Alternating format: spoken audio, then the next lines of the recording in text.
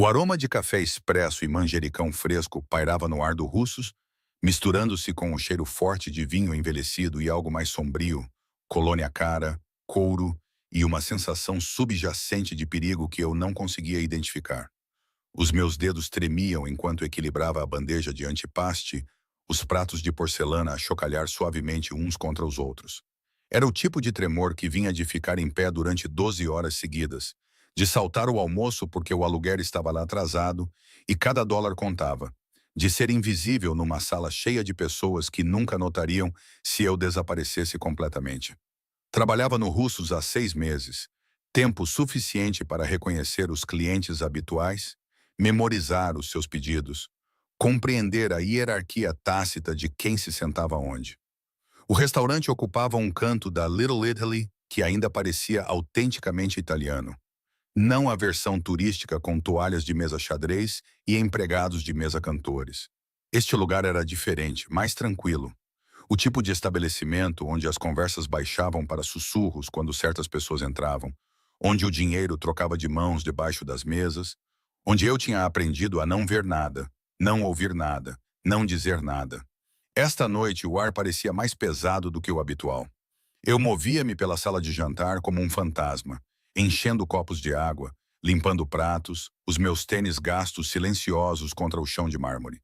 O meu uniforme, um vestido preto simples que já tinha visto dias melhores, pendia solto no meu corpo. Eu tinha perdido peso que não podia perder.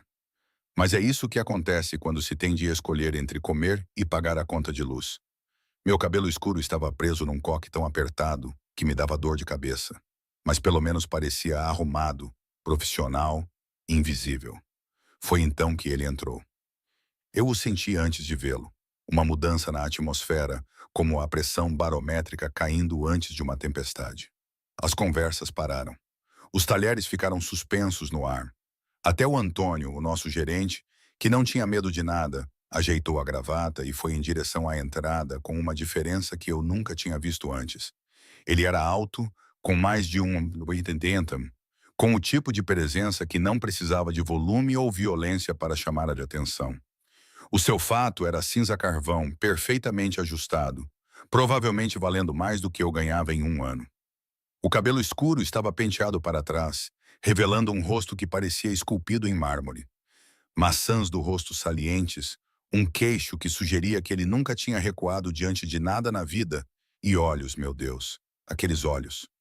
Mesmo do outro lado da sala, eu podia ver que eram da cor de café expresso, tão escuros que pareciam quase pretos, e varriam o restaurante com a consciência treinada de um homem que sobreviveu por prestar atenção em tudo.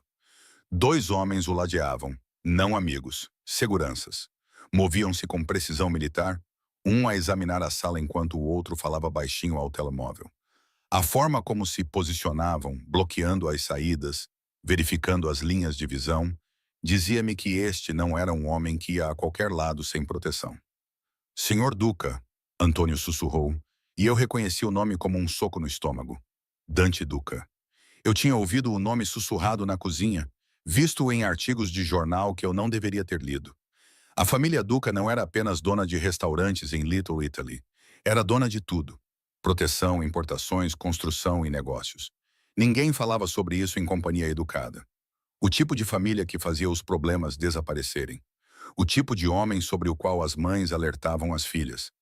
Ele dirigiu-se à sua mesa habitual, um canto junto à parede, com vista clara para ambas as entradas. E percebi com um medo crescente que era na minha seção, a minha secção. Claro que era.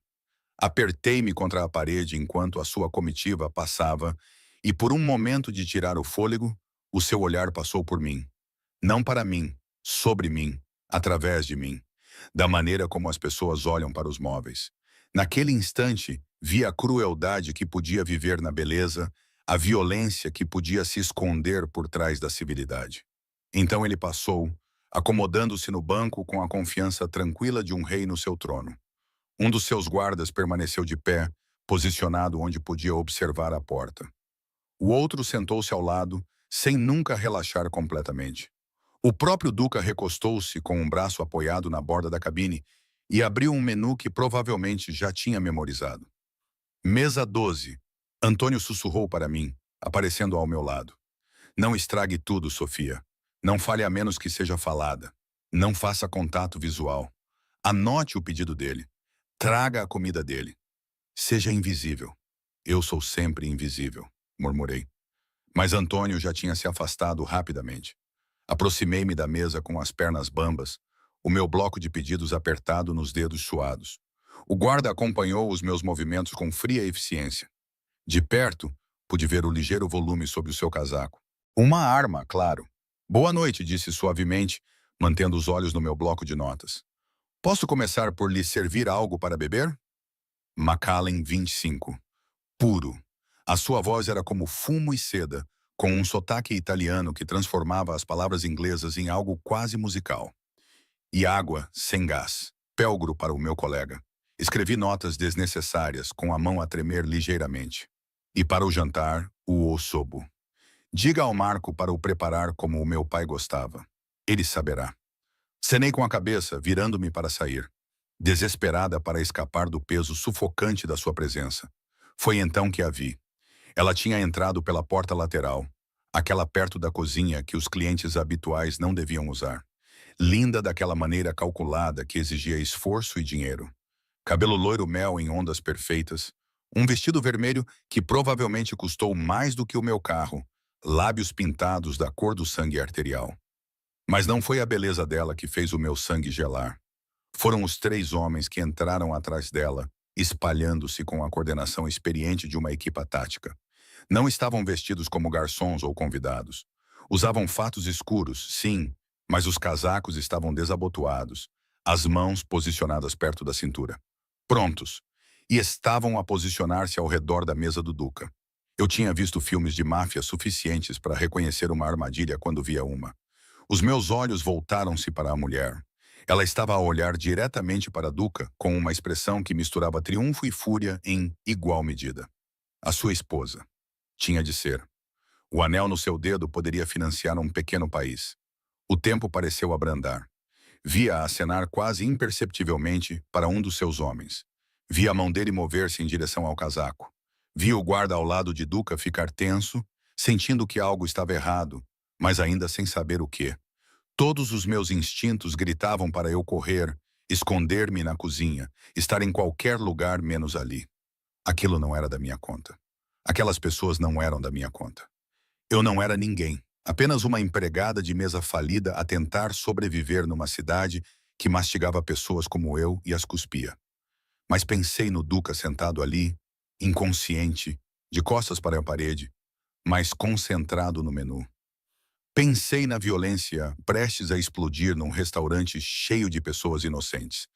Pensei no sangue no chão de mármore, nos gritos, na polícia e nas perguntas que eu não saberia responder. A minha mão se moveu antes que o meu cérebro pudesse reagir. Peguei um guardanapo de cocktail do meu avental e procurei a caneta presa ao meu bloco de pedidos. Os meus dedos tremiam tanto que mal conseguia escrever, rabiscando 6 palavras em letras desesperadas e irregulares. A sua esposa armou uma armadilha. Saia agora. Dobrei o guardanapo com as mãos trêmulas, voltei para a mesa dele com as pernas que mal me sustentavam e coloquei-o diretamente à sua frente, ao lado do copo de água. Os seus olhos levantaram-se para os meus pela primeira vez, olharam-me realmente e senti-me exposta sob aquele olhar. Olhos escuros que tinham visto demais, que provavelmente podiam ler cada pensamento desesperado na minha cabeça. Por um momento interminável, ele ficou a olhar para mim e eu vi algo mudar na sua expressão.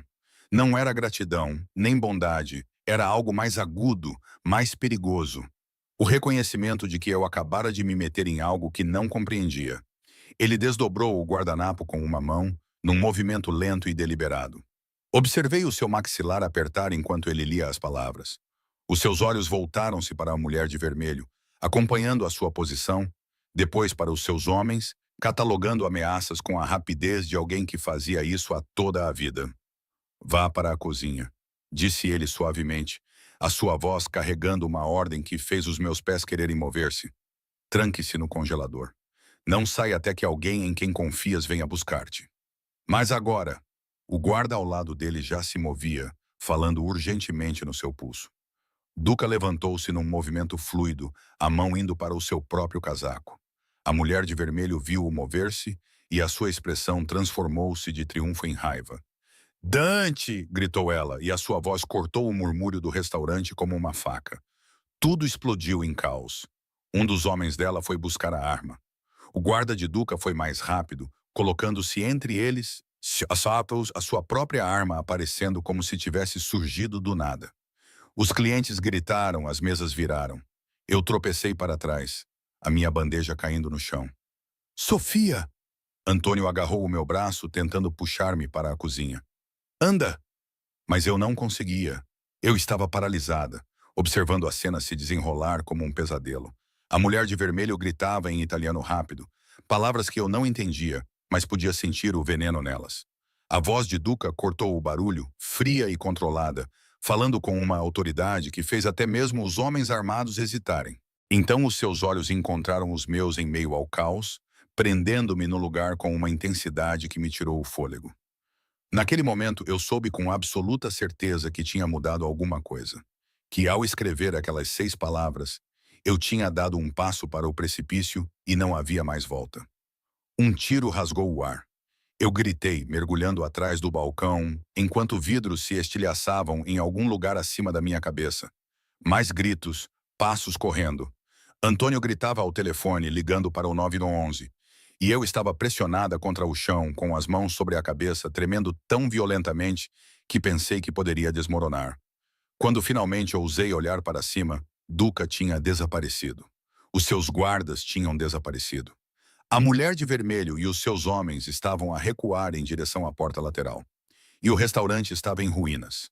Móveis virados, vidros partidos, clientes aterrorizados encolhidos debaixo das mesas. E no meio de tudo isso, cuidadosamente colocado no balcão onde eu me escondera, estava um único cartão de visita com um brasão dourado em relevo e um número de telefone escrito no verso com uma caligrafia masculina e ousada. Não fui para casa naquela noite. A polícia nos manteve por horas a tomar depoimentos, fazendo perguntas que eu respondia com uma ignorância cuidadosamente ensaiada. Não vi quem disparou o tiro. Não conhecia nenhuma das pessoas envolvidas. Não, eu estava apenas a trazer água quando tudo ficou louco. Eu aperfeiçoei a arte de ser esquecível. E hoje à noite, essa habilidade pode ter salvado a minha vida. Quando nos libertaram, já passava das 3 da manhã. Antônio colocou $200 na minha mão, dinheiro para eu ficar calado, embora ele não tenha chamado assim, e disse-me para tirar alguns dias de folga. O restaurante ficaria fechado para reformas. Ambos sabíamos o que isso significava. Apanhei o metro para casa porque o meu carro tinha avariado há 2 semanas e eu não tinha dinheiro para o consertar. O comboio estava quase vazio a essa hora. Só eu e um sem-abrigo a dormir em 3 lugares. Segurei a minha bolsa contra o peito, o cartão de visita a arder como carvão no meu bolso. Não tinha olhado para ele novamente, não tinha tocado nele, como se ignorá-lo fizesse esta noite desaparecer. O meu apartamento ficava no 4º andar de um prédio que deveria ter sido condenado. O corredor cheirava a mofo e ao jantar queimado de alguém de 3 dias atrás. Procurei as minhas chaves, com as mãos ainda a tremer, e finalmente consegui abrir a porta do meu pequeno estúdio. 300 pés quadrados de linóleo rachado, uma cama Murphy que não se dobrava corretamente e uma janela com vista para uma parede de tijolos. Em casa, tranquei a porta, coloquei a corrente e empurrei uma cadeira para baixo da maçaneta por precaução.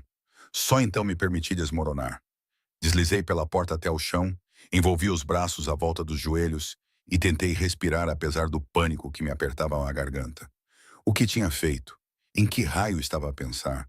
Tinha me metido numa confrontação com a máfia. Eu, Sophia Chen, uma empregada de mesa desconhecida, com um aviso de despejo colado à porta e $37 na conta bancária. O cartão de visita parecia irradiar calor através do bolso das minhas calças de ganga. Tirei-o com dedos trêmulos, finalmente forçando-me a olhar para ele corretamente. Papel cartão pesado, caro, do tipo que custa mais do que o meu orçamento semanal para compras. O brasão dourado mostrava um leão e uma coroa acima de 2 espadas cruzadas. Abaixo dele, em uma caligrafia elegante, Duca Enterprises. Virei-o. O número de telefone estava escrito a tinta preta, com uma caligrafia ousada e decisiva. Abaixo dele, 3 palavras que fizeram meu estômago revirar. Amanhã, 14 horas. Ligue. Não era um pedido, era uma ordem. Eu deveria ter rasgado o cartão, deveria ter jogado no vaso sanitário e fingido que aquela noite nunca tinha acontecido. Em vez disso, coloquei-o na minha mesinha e fiquei olhando para ele como se fosse me morder. Era impossível dormir. Deitei na minha cama Murphy, olhando para o teto, sobressaltando-me a cada barulho no corredor, revivendo aquele momento repetidamente. A forma como os olhos dele se fixaram nos meus, o tiro, o caos, o cartão que apareceu como por magia. A sua esposa armou uma armadilha. Ela era a esposa dele? Eu tinha acabado de ajudá-lo a escapar de uma tentativa de homicídio? Ou tinha me envolvido em algo mais sombrio, mais complicado do que eu podia compreender? Quando o amanhecer finalmente chegou, eu estava exausto, mas agitado, com a mente a girar em círculos. Fiz café instantâneo, porque era tudo que eu podia pagar, e fiquei na janela a observar a cidade acordar. Em algum lugar lá fora, Dante Duca estava vivo por minha causa. E em algum lugar lá fora, a mulher de vermelho provavelmente estava muito, muito zangada com isso. O cartão estava na minha mesa, à espera. Às 13h30, peguei no meu telefone, larguei-o, peguei-o novamente. O meu dedo pairou sobre o teclado, o coração batendo forte contra as minhas costelas. Isto era uma loucura. Eu deveria ignorar, bloquear o número, mudar para outro estado. Às 13h45 liguei. Tocou uma vez. Uma voz masculina atendeu. Não era a de Duca. Nítida, profissional, americana. Senhorita Chen, o senhor Duca está à sua espera. Um carro chegará ao seu endereço às 14h15. Por favor, esteja pronta. Como você... Mas ele já tinha desligado. Olhei para o meu telefone horrorizada. Ele sabia o meu nome, a minha morada. Claro que sabia. Homens como Dante Duca não deixavam pontas soltas. Eles as amarravam ou cortavam. O pânico tomou conta de mim. Eu deveria fugir, fazer as malas e desaparecer. Mas para onde eu iria? Eu não tinha família nem poupanças, nenhum lugar para me esconder de alguém com os recursos dele. E algo naquela voz firme deixou claro que isso não era opcional. Tomei um banho rápido na minha pequena casa de banho, onde a água quente durava apenas 3 minutos. Depois fiquei em frente ao meu armário, olhando para a minha coleção patética de roupas. Tudo era ou uniforme de trabalho ou achados de brechós. Nada apropriado para encontrar um chefe da máfia. Finalmente, decidi-me pelo meu único par de jeans decentes e uma blusa preta simples. Deixei o cabelo solto, apliquei uma maquiagem mínima e tentei parecer alguém que não estava a temer pela própria vida. Exatamente às 14h15, o meu telemóvel vibrou. Lá fora, espreitei pela janela e fiquei sem fôlego. Um Mercedes sedã preto estava parado na berma. As janelas eram tão escuras que pareciam poças de tinta. O tipo de carro que custava mais do que eu ganharia em 5 anos. O tipo que dizia dinheiro, poder e não faça perguntas. Peguei na minha bolsa, verifiquei 3 vezes se a porta estava trancada e desci as escadas com as pernas trêmulas. O motorista já estava parado ao lado da porta traseira, alto, de ombros largos, vestindo um terno preto e óculos escuros, apesar do dia nublado. Ele abriu a porta sem dizer nada, e eu dei uma olhada no interior. Couro preto, madeira polida, uma tela de privacidade entre a frente e a parte de trás. Senhorita Chen, disse ele com voz monótona e profissional. Entrei porque que escolha tinha? A porta fechou-se com o som pesado de engenharia cara, selando-me num silêncio fresco com aroma a couro. Os assentos eram macios como manteiga. Música clássica tocava suavemente em altifalantes ocultos, e apesar do luxo, senti-me como se estivesse a ser levada para minha execução. Atravessamos a cidade, deixando as ruas estreitas do meu bairro para avenidas mais largas, ladeadas por prédios de tijolos marrons e boutiques. Os edifícios ficaram mais bonitos, os carros mais caros, as pessoas mais elegantes. Atravessamos um bairro que eu só tinha visto em revistas, onde porteiros ficavam em posição de sentido e parques privados se escondiam atrás de portões de ferro. O carro parou em frente a um edifício que parecia pertencer a uma capital europeia. Todo em calcário e latão, com um toldo que se estendia até a calçada e um porteiro que parecia capaz de me levantar no supino. Ele abriu a minha porta e estendeu a mão para me ajudar a sair. Senhorita Chen, o senhor Duca está à sua espera. No último andar. O átrio era todo em mármore e espelhos, com um lustre que provavelmente custava mais do que todo o meu prédio. Um ascensorista, uma pessoa cujo trabalho era apertar botões, sorriu educadamente e apertou o P. O meu reflexo nas paredes espelhadas parecia pequeno e deslocado. Um rato num palácio. O elevador subiu suavemente, os meus ouvidos estalando à medida que subíamos cada vez mais alto. Quando as portas finalmente se abriram, não era para um corredor. Abriram diretamente para um apartamento. Não, não um apartamento. Uma cobertura que ocupava todo o andar. Janelas do chão ao teto ofereciam uma vista panorâmica da cidade. Os móveis eram elegantes e modernos. Todas as linhas eram limpas e os tecidos caros. Obras de arte que pareciam ter qualidade de museu estavam penduradas nas paredes. E de pé junto às janelas, com a silhueta recortada contra a luz da tarde, estava Dante Duca. Ele tinha trocado o fato por calças escuras e uma camisa branca, com as mangas enroladas até os cotovelos, revelando antebraços musculados. Sem a armadura do traje formal, ele parecia mais jovem, talvez com cerca de 40 anos, mas não menos perigoso. Ele virou-se quando eu entrei, e mesmo do outro lado da sala, senti o peso da sua atenção. Senhorita Chen, ele se aproximou de mim com a graça fluida de um predador, e todos os meus instintos gritavam para eu fugir. Obrigado por vir. Eu tinha escolha. As palavras escaparam antes que eu pudesse impedi-las. A sua boca se curvou. Não era bem um sorriso, mas algo próximo disso. Não. Pelo menos ele era honesto. Ele apontou para uma área de estar perto das janelas. Por favor, sente-se. Sentei-me na ponta de um sofá que provavelmente custava mais do que o meu aluguel anual. Cruzei as mãos no colo para esconder o tremor. Ele sentou-se à minha frente, perto o suficiente para que eu pudesse ver a cicatriz tênue acima da sobrancelha esquerda, a sombra da barba por fazer ao longo do queixo. Perto o suficiente para sentir o cheiro da sua colônia. Algo escuro e caro, com notas de cedro e bergamota. Salvou a minha vida ontem à noite, disse ele simplesmente. Eu só vi algo errado. Qualquer pessoa teria feito o mesmo. A sua voz cortou a minha gagueira como uma lâmina. Qualquer outra pessoa teria desviado o olhar, teria se convencido de que não era da sua conta. Escreveste aquele bilhete sabendo que isso poderia matar-te. Engoli em seco. Ela é mesmo a tua esposa, Júlia?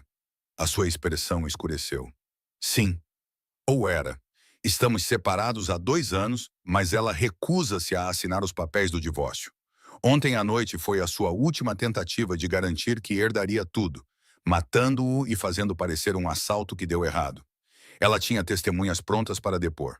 Provavelmente tinha a polícia a seu serviço. Ele inclinou-se ligeiramente para a frente com os cotovelos apoiados nos joelhos. Por sua causa, ela falhou. Por sua causa, estou vivo. Isso cria uma dívida. O medo tomou conta de mim. Não quero nada. Não quero dinheiro nem que todos querem algo, Sr. Chen. Os seus olhos fixaram-se nos meus e senti-me exposta sob aquele olhar. Trabalha em turnos duplos num restaurante onde é invisível. Vive num apartamento com um aviso de despejo na porta. O seu carro está avariado. A sua conta bancária está vazia. E sobrevive à base de café e determinação. Portanto, sim, quer algo. A questão é se é corajosa o suficiente para aceitar o que estou a oferecer. O calor inundou as minhas bochechas. Ele tinha me investigado. Sabia tudo sobre a minha vida patética. Não compreendo. Proteção. Ele disse isso como se fosse a coisa mais óbvia do mundo. A Júlia viu a tua cara. Ela sabe que me avisaste. Ela não é do tipo que perdoa e tem os seus próprios recursos. Amanhã, ela saberá o teu nome e a tua morada onde trabalhas. Ela vai querer vingança. Água gelada inundou as minhas veias. O que estás a dizer? Estou a dizer que estás em perigo porque me ajudaste. Então, agora és minha responsabilidade. Ele levantou-se, dirigiu-se a um carrinho de bar e serviu 2 copos do que parecia ser uísque. Ele entregou-me um, e eu peguei-o com os dedos dormentes. Estou a oferecer-te uma escolha. Podes voltar para o teu apartamento, o teu emprego, a tua vida, e esperar que a Júlia esteja ocupada demais a lidar com as consequências para se preocupar contigo. Ou, ele sentou-se novamente, mais perto desta vez, perto o suficiente para que eu pudesse sentir o calor que emanava do seu corpo. Ou aceitas a minha proteção. Mudas-te para um apartamento seguro. Receberá uma mesada mensal. Continuará com a sua vida, mas sob a minha proteção. Em troca, estará disponível quando eu precisar de si. Disponível para quê? A minha voz saiu como um sussurro. O seu sorriso foi lento, perigoso. Tenho muitos inimigos, Semertachin. Alguns deles adorariam saber que tenho uma fraqueza. Aparecerá ao meu lado em certos eventos. Desempenhará o papel de minha acompanhante quando necessário. Será vista, fotografada, especulada. E ao fazer isso, atrairá as pessoas que desejam fazer-me mal. Quer usar-me como isca? Quero mantê-la viva enquanto elimino ameaças para nós dois. Ele tomou um gole do seu whisky sem tirar os olhos dos meus. E antes que pergunte, isso não é negociável. Ou está sob a minha proteção ou é um risco. Eu não tolero riscos. A ameaça pairava no ar entre nós. Não dita, mas clara. Olhei para o líquido âmbar no meu copo, para a vista da cidade a partir da sua cobertura, para o homem que segurava minha vida nas mãos com a naturalidade de alguém que ajusta um estetoscópio. Quando eu me mudaria? Ouvi me perguntar, a sua expressão mudou, satisfação misturada com algo mais sombrio. Esta noite, o apartamento que ele tinha arranjado não se parecia em nada com o meu estúdio. Localizado num edifício a 3 quarteirões da sua penthouse, ocupava todo o 8º andar, um amplo T2 com piso de madeira, sancas e janelas que realmente abriam para deixar entrar ar fresco. A cozinha tinha bancadas de granito e eletrodomésticos que eu não sabia usar. A casa de banho tinha piso aquecido e um chuveiro grande o suficiente para 3 pessoas. O quarto principal tinha uma cama king size com lençóis que pareciam seda na minha pele. Parecia uma gaiola dourada. 2 homens chegaram ao meu antigo apartamento 1 hora depois do meu acordo, empacotando eficientemente os meus poucos pertences enquanto eu ficava em choque. Eles me mudaram antes da meia-noite e depois ficaram do lado de fora da minha nova porta. Guardas, explicou Duca, para minha proteção, mas eu sabia o que eles realmente eram. Guardiões para garantir que eu não fugisse. Naquela primeira noite, deitei-me na cama enorme, olhando para o teto, sentindo como se tivesse vendido a minha alma. Talvez tivesse. Troquei a minha liberdade por segurança, o meu anonimato por proteção. E em algum lugar da cidade, uma mulher de vestido vermelho planeava vingança. Na manhã seguinte, encontrei um envelope enfiado debaixo da minha porta. Dentro havia um cartão de crédito, preto, pesado, com o meu nome gravado em prata, e um bilhete com a mesma caligrafia ousada. Para necessidades, o primeiro evento é na sexta-feira. Vista-se adequadamente. Sexta-feira. Isso me dava 3 dias. Passei a terça-feira explorando a minha nova prisão. O frigorífico estava abastecido com alimentos frescos, vegetais de verdade, queijos importados, pão de uma padaria em vez da loja da esquina. O armário tinha cabides à espera de roupas que eu não possuía.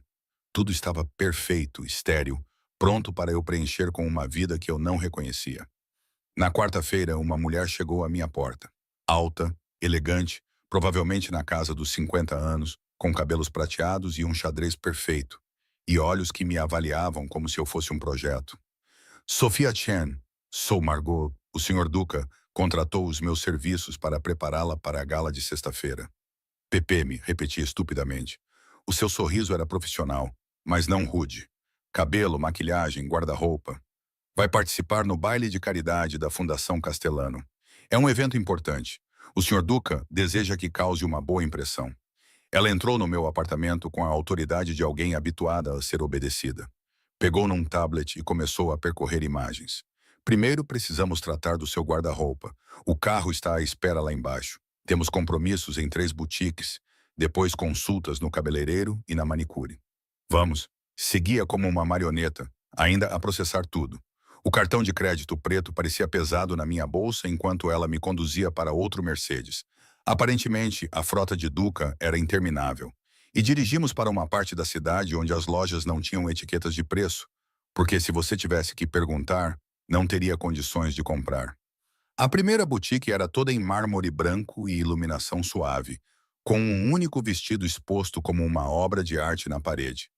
O proprietário cumprimentou Margot pelo nome, depois voltou os olhos avaliadores para mim. Ah, sim, estou a ver. Inocente, mas marcante, clássica com um toque especial. Tenho exatamente o que você precisa. O que se seguiu foi um borrão de seda e cetim, de ser medida e alfinetada, de vestidos que custavam mais do que eu ganhava em 6 meses. Margot rejeitou a maioria com um simples abanar de cabeça, até que trouxeram um vestido em verde esmeralda profundo. Experimente este, instruiu ela. No provador, vesti o vestido e mal reconheci o meu reflexo. Era elegante, mas sensual, com um decote alto na frente, mas cortado para expor toda a minha costas. A seda abraçava as minhas curvas, curvas que eu não sabia que tinha, e caía pelos meus pés como um líquido. Fazia-me parecer sofisticada, até perigosa. Perfeito, declarou Margot quando eu saí. Vamos levá-lo. E sapatos a condizer, por favor. O preço, comecei, é irrelevante, ela acenou com a mão em sinal de negação. As instruções do Sr. Duca foram claras. O que for necessário. Na quinta-feira à noite, eu estava transformada. O meu cabelo tinha sido cortado e penteado em ondas suaves que emolduravam o meu rosto. As minhas unhas estavam pintadas de um tom bordô profundo.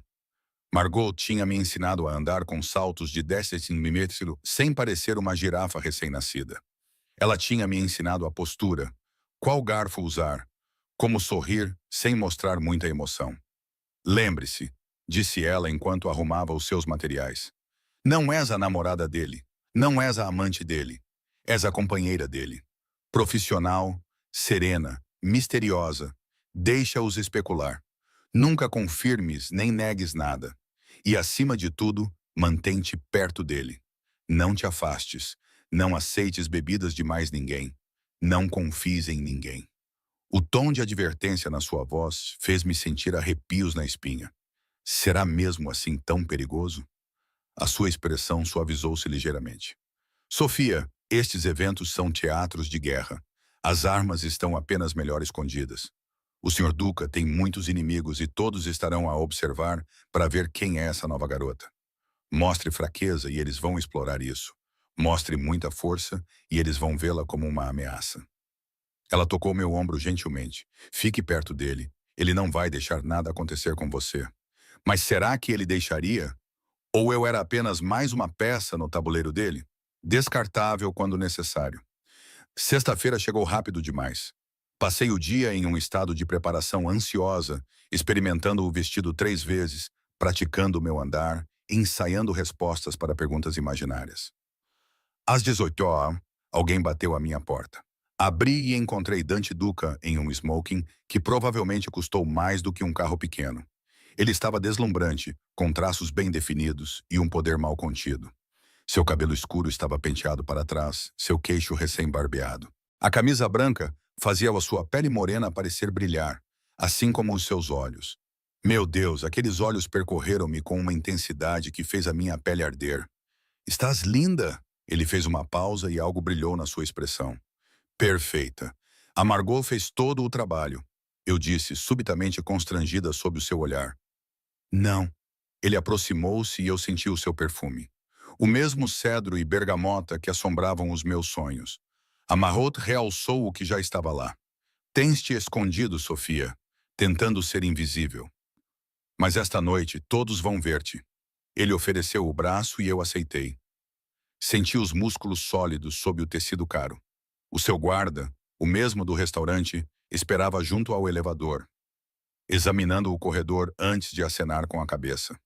O Marco vai estar por perto toda a noite, Dante explicou enquanto descíamos. Se nos separarmos por qualquer motivo, procura-o. Não vás a lado nenhum com mais ninguém. Entendido?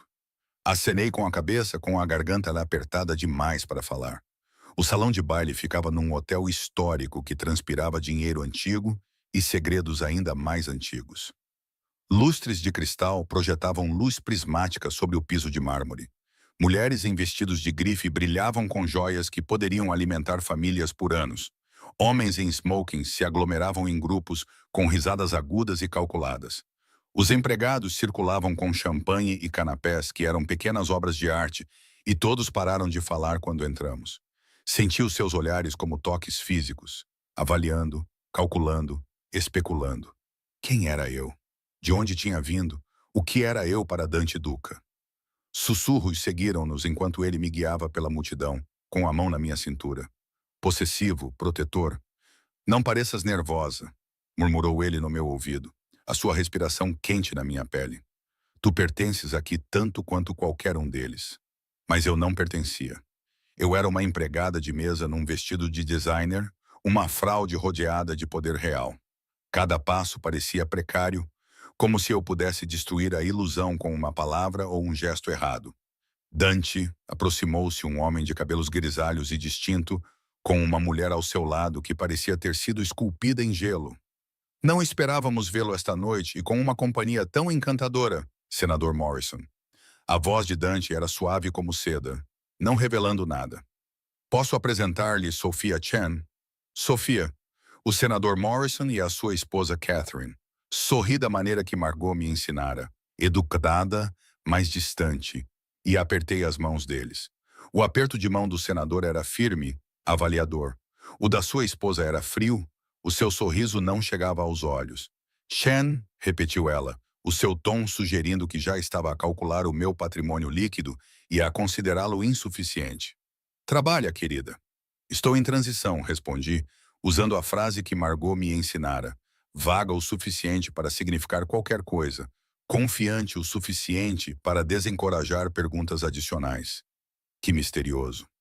Os olhos do senador brilharam de curiosidade. Dante adora os seus segredos. Algumas coisas valem a pena manter em segredo. Dante respondeu suavemente, a sua mão apertando quase imperceptivelmente a minha cintura. Se nos dão licença, vejo alguém que precisamos cumprimentar. Ele me guiou para longe, e eu senti como se tivesse acabado de passar em algum tipo de teste. Você se saiu bem, disse ele baixinho. Eu não fiz nada. Exatamente. Não cedeu à pressão. Não revelou demais. Manteve o mistério. Ele aceitou 2 taças de champanhe de um empregado que passava e entregou-me uma. Isso é mais do que a maioria das pessoas consegue na primeira vez nesta arena. Tomei um gole, sentindo as bolhas picantes na minha língua. Quanto tempo temos que ficar? Até eu ter conseguido o que vim fazer aqui. O seu olhar percorreu a sala, catalogando rostos, acompanhando movimentos. Há 3 homens aqui esta noite que estavam no restaurante. Eles eram o plano B de Júlia. Se o golpe inicial falhasse, eles deveriam terminar o trabalho lá fora. Preciso saber quem os contratou. O gelo inundou as minhas veias. Eles estão aqui agora. Estão sempre aqui. É nestes eventos que se fazem acordos, que se mudam lealdades, que se ganham e se perdem fortunas. Ele pousou o champanhe, intocado, e foi aí que lembrei a todos porque não é sensato contrariar a família Duca. Antes que eu pudesse perguntar o que ele queria dizer, uma comoção irrompeu perto da entrada. A multidão abriu-se como uma cortina e o meu sangue gelou. Júlia Duca estava na porta com um vestido vermelho sangue, os cabelos loiros mel caindo sobre os ombros. Diamantes brilhavam em seu pescoço e pulsos. Ela estava ainda mais bonita do que eu me lembrava e infinitamente mais assustadora. Os seus olhos percorreram a sala até nos encontrar, e o seu sorriso era puro veneno. Ela começou a caminhar em nossa direção, e a multidão prendeu a respiração. Dante, ela murmurou com um sotaque mais forte do que o dele, a sua voz ecoando pela sala repentinamente silenciosa. Que maravilha ver-te e com uma acompanhante. Que inesperado. Ela parou bem na minha frente, o seu olhar percorrendo-me com um desprezo mal disfarçado. E quem é este ratinho? A mão de Dante na minha cintura apertou, quase deixando marcas. Júlia, eu não sabia que tinhas recebido um convite. Oh, querido, sou sempre convidada. Estas pessoas também são minhas. Lembras-te? Construímos este império juntos. O seu sorriso era cruel. Antes de decidires deitar tudo a perder por um sentimento barato e companheiros ainda mais baratos. O insulto atingiu-me como uma bofetada, mas forcei-me a manter o seu olhar, a canalizar cada grama do treino da Margot. É um prazer conhecê-la, senhora Duca. Os seus olhos brilharam de raiva com a forma formal de me dirigir a ela, com a minha recusa em me intimidar. É mesmo? Ela inclinou-se para mais perto, o seu perfume adocicado e penetrante. Diga-me, ratinho, ele contou-lhe como isso vai acabar? Ele explicou o que acontece com os brinquedos dele quando ele termina de brincar. Já chega. A voz de Dante cortou a tensão como uma lâmina. Mas Júlia não tinha terminado. Ela estendeu a mão, as unhas bem cuidadas, refletindo a luz, enquanto tocava minha bochecha quase com ternura. Ele vai destruir-te, sussurrou alto o suficiente para que apenas nós ouvíssemos. Assim como destruiu-me. Tal como destrói tudo em que toca. E quando ele terminar, vais desejar nunca ter escrito aquela nota. Ela sabia. Claro que sabia. E agora todos nesta sala saberiam que fui eu quem o avisou, quem arruinou o plano dela. Eu era um alvo marcado para a morte por uma mulher que tinha os recursos e a raiva para fazer isso acontecer.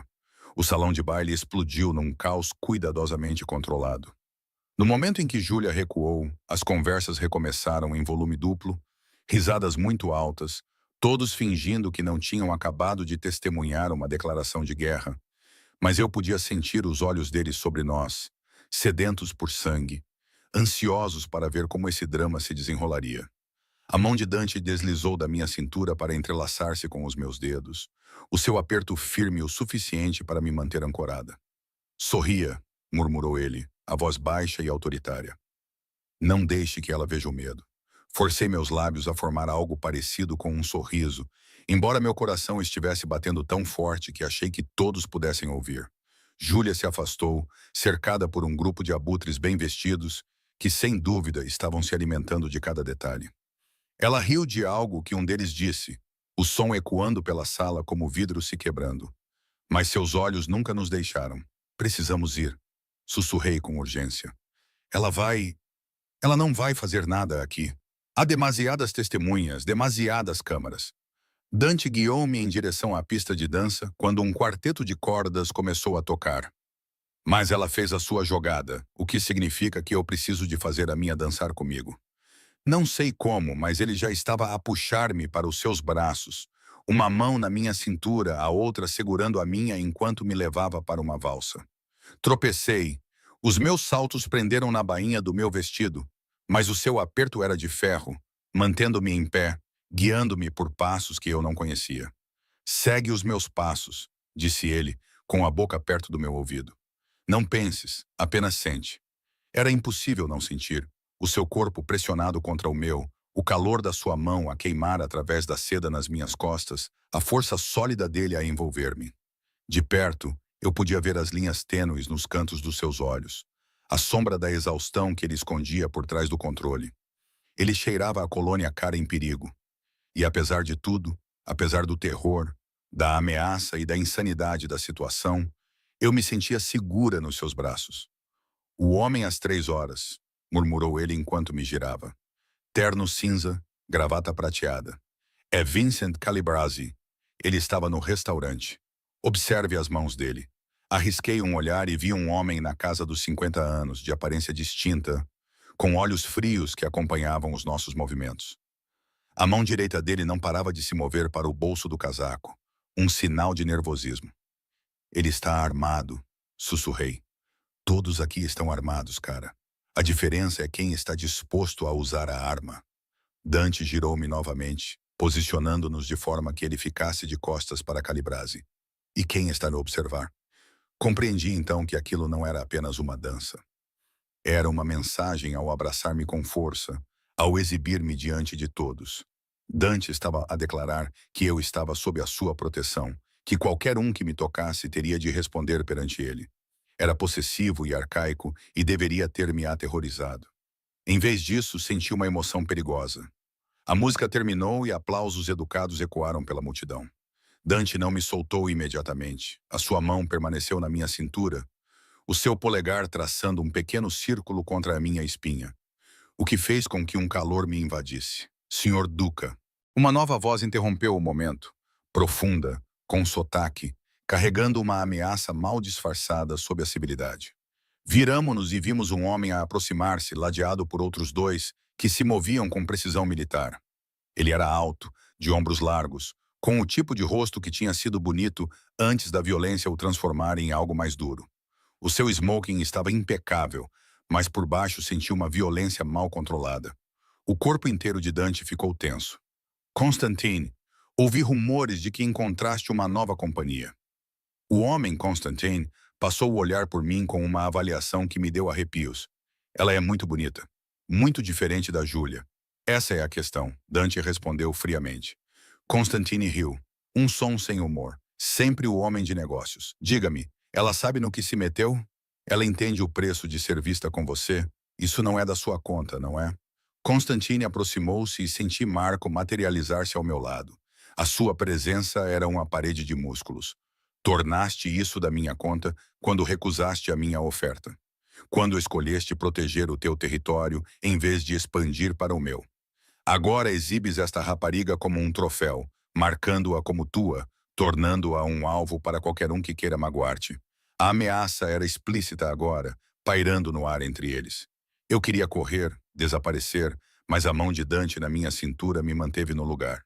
Se estás a ameaçar o que é meu, disse Dante suavemente.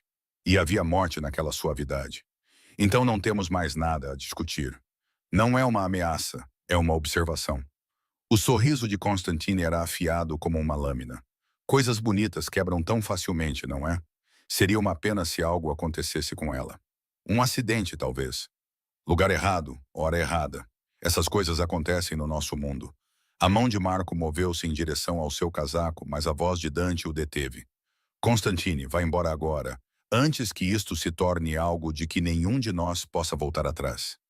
Por um longo momento, os dois homens se entreolharam, e eu senti o peso de décadas de rivalidade, de territórios e jogos de poder que eu não conseguia compreender. Finalmente, Constantine deu um passo para trás, sem perder o sorriso. Aproveite a noite, Dante. E você, senhorita Chen, eu consegui dizer, orgulhoso por minha voz não ter tremido. Senhorita Chen, espero que nos encontremos novamente em circunstâncias melhores. Ele inclinou a cabeça, depois se virou e se misturou à multidão com seus guardas. Percebi que estava a suster a respiração. Quem era aquele? O chefe da família Vulov, máfia russa. O maxilar de Dante estava tenso, controlando a fúria. Há anos que tentam invadir o território italiano. Ao verem-me contigo, perceberam que tenho algo a proteger. Vão interpretar isso como fraqueza. Então, por que me trouxeste aqui?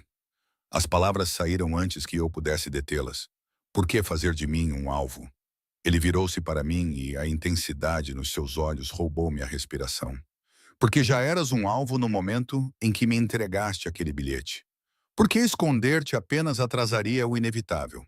E porque ele fez uma pausa, algo mudou na sua expressão. Porque agora todos sabem que magoar-te significa guerra comigo. E ninguém quer essa guerra, exceto a Júlia, sussurrei. E o Constantine, e quantos outros, demasiados para contar. O seu polegar traçou a minha maçã do rosto num gesto quase terno. É por isso que não sai da minha vista. Não esta noite. Não até isto estar terminado.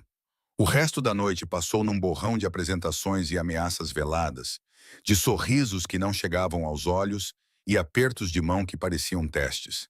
Dante manteve-me perto, com a mão sempre na minha cintura, ou a segurar a sua presença, um escudo constante.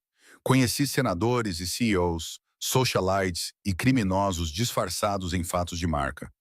Todos eles me avaliaram, calcularam o meu valor e consideraram-me insuficiente de diferentes maneiras.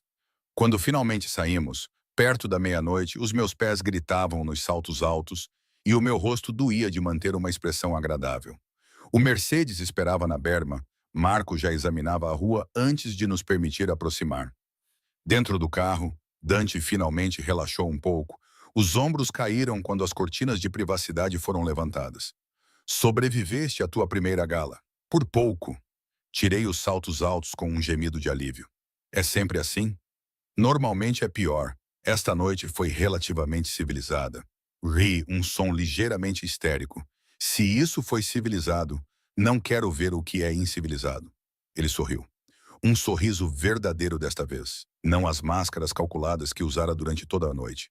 Transformou o seu rosto, fez com que parecesse mais jovem, quase acessível. Quase. Tu te saíste bem, Sofia. Melhor do que eu esperava. A maioria das pessoas cede sob esse tipo de pressão. Estou habituada à pressão. Só que normalmente envolve equilibrar bandejas e lidar com clientes irritados. Não dançar com chefes da máfia enquanto os seus inimigos circulam como tubarões. O carro parou em frente ao meu prédio e a realidade voltou. Eu morava aqui agora, sob a proteção dele, sob o controle dele. Essa era a minha vida no futuro previsível. Apartamentos luxuosos, festas perigosas e ser alvo de qualquer um que quisesse prejudicá-lo. Obrigada, eu disse baixinho. Por esta noite, eu gesticulei vagamente, incapaz de articular tudo o que queria dizer. Ele me estudou na luz fraca do carro, com uma expressão indecifrável. Isso não acabou, Sofia. Esta noite foi apenas o primeiro passo. Júlia e Constantine deixaram suas intenções claras. Vai piorar antes de melhorar. Quanto pior? Em vez de responder, ele enfiou a mão no casaco e tirou uma pequena caixa de veludo.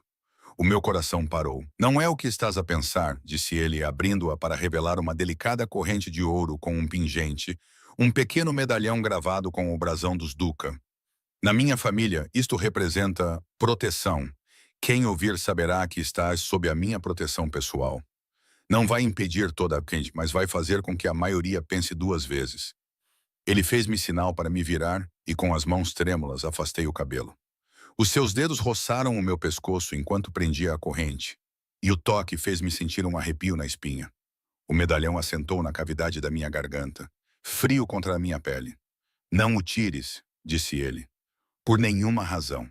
Virei-me para ele, a minha mão movendo-se inconscientemente para tocar no pingente. Dante, preciso de te perguntar uma coisa. Perguntar? Por que a mim? Tu podes ter qualquer mulher que quiseres.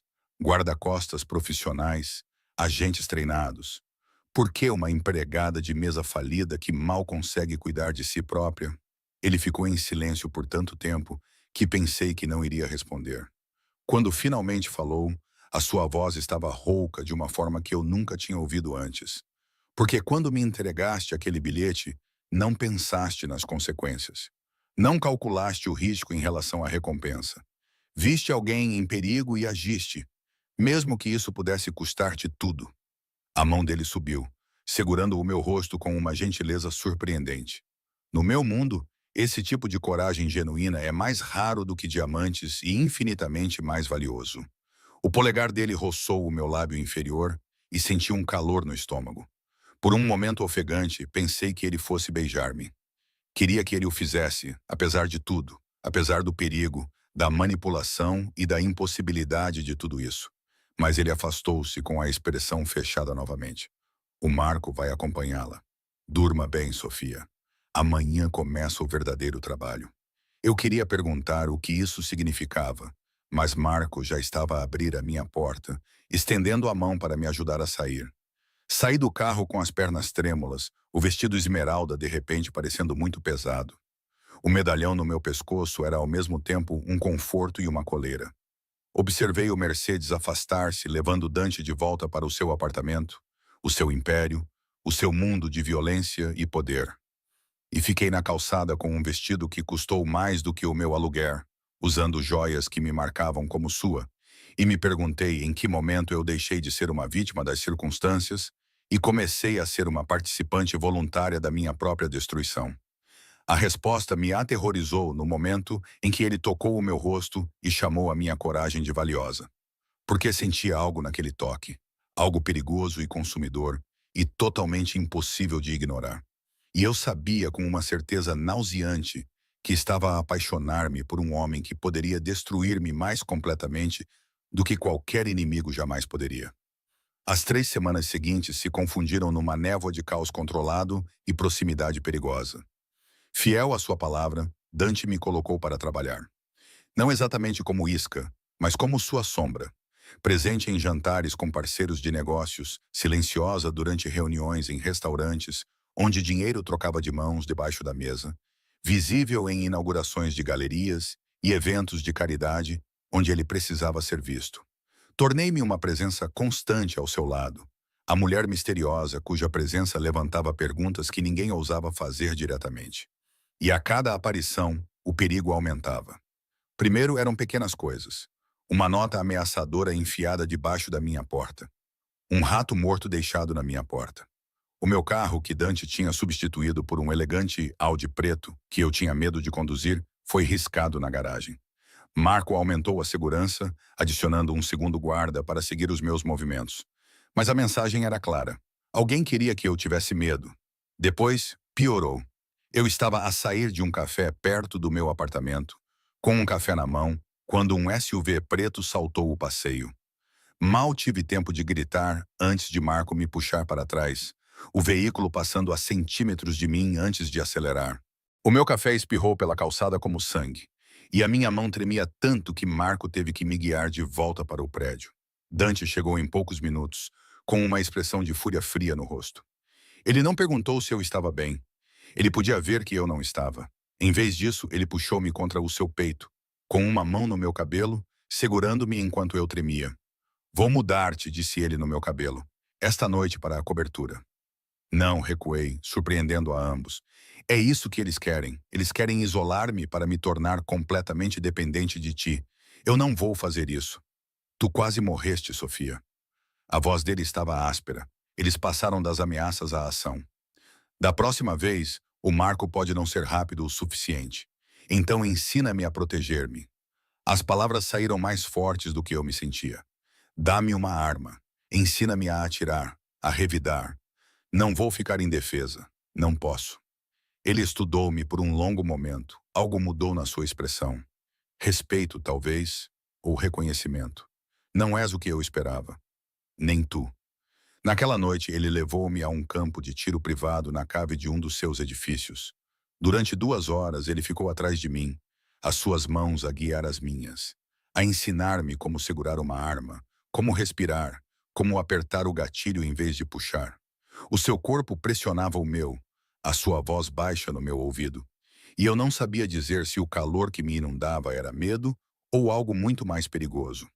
Mais uma vez, ele deu ordens depois de eu ter esvaziado o carregador no alvo, com os meus tiros descontrolados e dispersos. Concentra-te no centro da massa. Não apontes para a cabeça. É um alvo demasiado pequeno. Apontas para o que não podes falhar. Recarreguei com as mãos trêmulas, levantei a arma e disparei. Desta vez, 3 tiros atingiram o peito da silhueta. Não no centro da massa, mas mais perto. Melhor. A mão dele cobriu a minha na arma, estabilizando-a. Tem bons instintos, cara.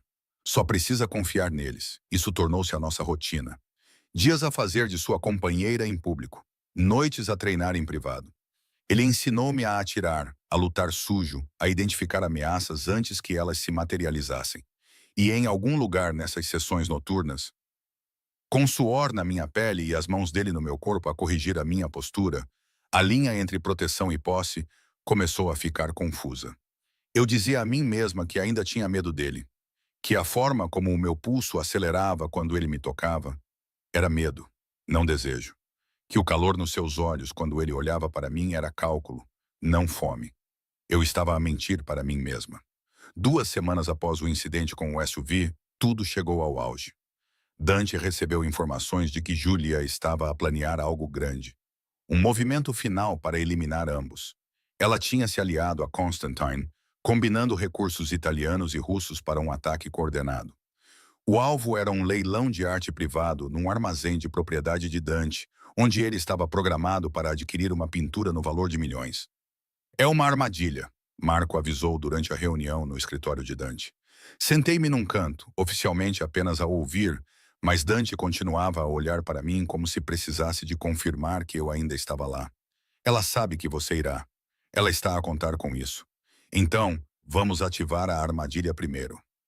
A voz de Dante era fria. Clínica, vamos. Levamos segurança extra e acabamos com isso esta noite. E a Sofia? Os olhos de Marco se voltaram para mim. Ela também é um alvo. Ela fica aqui, trancada. 6 guardas na cobertura. Não. Levantei-me com o coração a bater forte. Se ficar aqui sozinha, ficarei vulnerável. Pelo menos no leilão, estou com você. De jeito nenhum. Você disse que eu era valiosa porque agia sem calcular os riscos. Aproximei-me da secretária dele, colocando as mãos na madeira polida. Disseste que a minha coragem valia a pena ser protegida. Então, deixa-me ser corajosa. Deixa-me ficar ao teu lado em vez de me esconder como uma covarde. O maxilar dele cerrou-se, um músculo tremeu. Se algo acontecer contigo, então lida com isso da mesma forma que lidas com tudo o resto. Mas não me tranques como se eu fosse frágil. Mantive o olhar fixo nele, recusando-me a recuar. Eu vou com ou sem a tua permissão? Marco soltou um som abafado que poderia ter sido uma risada reprimida. Os olhos de Dante brilharam com algo entre fúria e admiração. És a mulher mais irritante que já conheci. Vou considerar isso um elogio. Não foi a intenção, mas a boca dele se curvou levemente. Tudo bem. Tu vens, mas ficas com Marco o tempo todo. Não sai do lado dele. Não te afastes. E se eu te mandar correr, tu corres. Entendido. Entendido. O armazém ficava num distrito industrial perto das docas. Todos os tijolos expostos e vigas de aço transformaram-se durante a noite num elegante espaço de galeria. Pinturas estavam penduradas em paredes temporárias. A iluminação suave fazia a arte brilhar. Garçons circulavam com champanhe. Um quarteto de cordas tocava suavemente num canto. E, sob a aparência civilizada, sentia a tensão crepitar como eletricidade. A segurança de Dante estava por toda parte. Homens em fatos escuros posicionados em todas as entradas e passarelas, os olhos constantemente a observar. Marco manteve-me perto, a mão pairando perto da arma.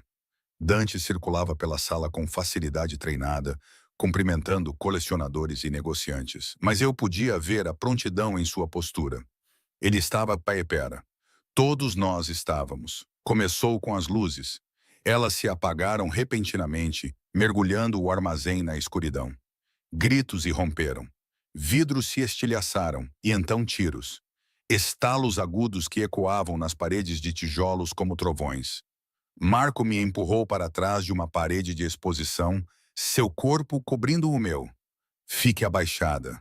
Mais tiros. Gritos em italiano e russo. O caos da violência irrompendo na escuridão. Eu me pressionei contra a parede. Minha mão indo para a pequena arma que Dante me dera. Uma Glock 40, leve o suficiente para as minhas mãos, mortal o suficiente para deter uma ameaça. A iluminação de emergência acendeu, banhando tudo com uma luz vermelha sinistra. Através das aberturas na parede de exposição, vi figuras a mover-se. Os homens de Dante e outros, inimigos trocando tiros, corpos no chão, sangue espalhando-se pelo betão polido. Marco. A voz de Dante cortou o caos. Tirem-na daqui. Saída norte. Marco agarrou o meu braço, puxando-me para cima, meio a carregar-me em direção à parte de trás do armazém. Tínhamos percorrido talvez 6 metros quando uma figura se colocou no nosso caminho. Júlia. Ela tinha trocado os seus vestidos de grife por roupas táticas pretas. O cabelo penteado para trás, uma arma nas mãos que apontou diretamente para o meu peito. Mesmo sob a luz vermelha da iluminação de emergência, a sua beleza era terrível. Um anjo vingativo vindo para entregar a morte. Olá, ratinho, disse ela com um sotaque carregado de raiva. Achaste mesmo que podias levar o que é meu e sobreviver? Marco estendeu a mão para a arma, mas outra figura surgiu atrás de nós. Um dos homens de Constantine com a arma apontada à cabeça de Marco. Estávamos encurralados. Júlia. A voz de Dante veio de algum lugar nas sombras. Deixa-a ir. A tua luta é comigo. Não. Os olhos de Júlia nunca deixaram os meus. A minha luta é com todos que ajudaram a trair-me, a começar pela empregada que arruinou tudo. O seu dedo apertou o gatilho e o tempo pareceu abrandar. Vi o cão a recuar. Vi a inevitabilidade da minha morte nos seus olhos. A minha mão moveu-se sem pensar, puxando a minha própria arma. Anos de treino com Dante comprimidos na memória muscular. 2 tiros soaram simultaneamente. Senti algo rasgar o meu ombro, fazendo-me girar para trás. A dor explodiu pelo meu corpo, incandescente e consumidora. Mas vi Júlia cambalear. Vi vermelho a espalhar-se pelo peito dela. Vi o choque nos olhos dela quando olhou para a ferida. Eu tinha-a alvejado. Eu tinha realmente alvejado-a. Tudo se transformou em caos. Dante apareceu como um anjo vingador, com a arma apontada para o homem de Constantine. Marco libertou-se, desarmando o seu captor. Mais seguranças de Dante entraram. O russo tentou fugir, mas não conseguiu dar 3 passos antes que a bala de Dante o atingisse. Então Dante estava ao meu lado, a abraçar-me, as suas mãos pressionando os meus ombros. Sofia, Sofia, fique comigo. Eu atirei nela, sussurrei, em choque. Na verdade, você sobreviveu. Isso é tudo o que importa. A sua voz era feroz, desesperada de uma forma que eu nunca tinha ouvido. Marco, vá buscar o carro agora. O armazém estava em caos. Sirenes ao longe. Os homens de Dante a proteger o local. As forças de Constantine a recuar. E no meio de tudo isso, Júlia estava imóvel, os olhos fixos no vazio, sangue a escorrer por baixo dela. Eu tinha a matado. O pensamento continuava a rondar-me enquanto Dante me levava para o carro. Enquanto Marco passava sem parar nos semáforos vermelhos a caminho de um hospital privado, enquanto os médicos, sem fazer perguntas, tratavam do meu ombro. Eu tinha tirado uma vida. Olhei nos olhos de outro ser humano e puxei o gatilho, e faria isso novamente para sobreviver. A bala se atravessou sem atingir ossos ou artérias importantes. Por sorte, o médico disse que eu ficaria bem em algumas semanas, mas deitada na cama do hospital, com Dante na cadeira ao meu lado, recusando-se a sair, eu não me sentia bem. Sentia-me transformada, mudada em algo que mal reconhecia. Fica mais fácil, disse Dante baixinho, lendo os meus pensamentos. A primeira vez é sempre a mais difícil. Fica mais fácil? Ele ficou em silêncio por um longo tempo. Não, fica familiar. Isso é diferente. Virei-me para olhar para ele. Este homem que virou a minha vida de cabeça para baixo, que me transformou de uma empregada de mesa invisível em alguém capaz de matar. O seu rosto estava marcado pelo cansaço. A sua camisa ainda estava manchada com o meu sangue. E os seus olhos tinham algo que eu nunca tinha visto antes. Medo por mim. Por que não me deixaste morrer? Perguntei. No restaurante, no leilão. Sou apenas uma empregada de mesa. Não sou ninguém. Não és ninguém. Ele inclinou-se para a frente, a sua mão encontrando a minha. És a mulher que salvou a minha vida sem pensar duas vezes, que enfrentou senadores e mafiosos sem vacilar, que aprendeu a atirar em 2 semanas e derrubou a minha ex-mulher para sobreviver. O seu aperto apertou-se. És a pessoa mais corajosa que já conheci. E, em algum momento, deixaste de ser uma obrigação e te tornaste algo que não posso perder. Fiquei sem fôlego. Dante, eu sei. Sei que é loucura. Sei que arruinei a tua vida. Arrastei-te para um mundo que nunca pediste. Mas, Cristo, Sofia, tu fazes-me querer ser o homem que vês quando olhas para mim, em vez do monstro que todos os outros veem. Ele beijou os meus nós dos dedos e a ternura desse gesto partiu algo em mim. Quando estiveres curada, continuou ele, podes ir embora. Dou-te dinheiro, uma nova identidade, instalo-te em qualquer lugar do mundo. Estarás livre de tudo isto, de mim. E se eu não quiser ir embora, sua cabeça se ergueu, esperança e descrença disputando sua expressão. Sofia, você disse que eu tinha coragem. Bem, aqui está. Puxei-o para mais perto com meu braço bom. Eu escolho ficar, não porque estou presa ou com medo, mas porque em algum lugar nessa loucura eu me apaixonei por você. O seu verdadeiro eu, não a máscara. E eu quero ver aonde isso vai dar. Mesmo que seja perigoso, especialmente se for perigoso. O seu beijo foi tudo o que eu imaginava e nada do que eu esperava. Feroz e gentil, reivindicante e questionador, com gosto de café e desespero. Quando finalmente nos separamos, a sua testa repousou contra a minha, a sua respiração ofegante. Vais me deixar louco, murmurou ele. Ótimo, tu mereces. Ele riu, um som genuíno e despreocupado, e percebi que nunca o tinha ouvido rir assim antes, como se estivesse livre. As semanas seguintes foram de recuperação e reconstrução.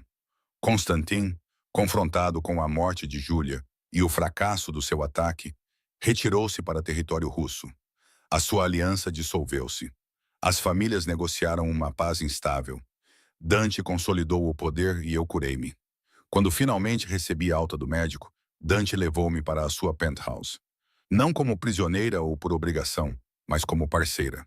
Ficamos à janela com vista para a cidade, os seus braços à minha volta, o medalhão ainda no meu pescoço. O que acontece agora? Perguntei. Agora? Ele virou-me nos seus braços, os seus olhos com aquele calor que eu tinha aprendido a reconhecer como amor, mesmo que ele ainda não tivesse dito a palavra. Agora construímos algo novo, algo que é nosso, sem mais fingimentos, sem mais jogos. Apenas nós a descobrir isto juntos. Ainda sou uma empregada de mesa no coração. Alertei. Não sei ser uma rainha da máfia. Ótimo. Não preciso de uma rainha da máfia. Preciso de ti. Teimosa, corajosa, irritante. Ele beijou-me suavemente. A mulher que me entregou um bilhete e mudou tudo.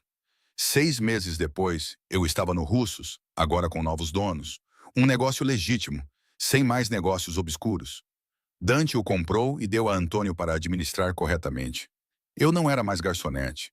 Em vez disso, eu gerenciava as operações comerciais legítimas de Dante, usando minhas habilidades para transformar o seu império de algo construído com base no medo para algo construído com base no respeito. Não era perfeito. Ainda havia ameaças, ainda havia perigo, ainda havia noites em que eu acordava de pesadelos com os olhos moribundos de Júlia.